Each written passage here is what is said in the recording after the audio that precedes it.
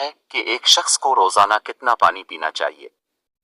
हमारे जिस्म की हाइड्रेशन की जरूरियात का तयन करने के लिए माहिर ग़िज़ाइयात शिखा कुमारी ने अपने इंस्टाग्राम पेज पर एक पोस्ट में मुख्तलिफ उम्र के ग्रुपों के लिए पानी की मिकदार के लिए एक अमूमी रहनुमा उसूल शेयर किया है।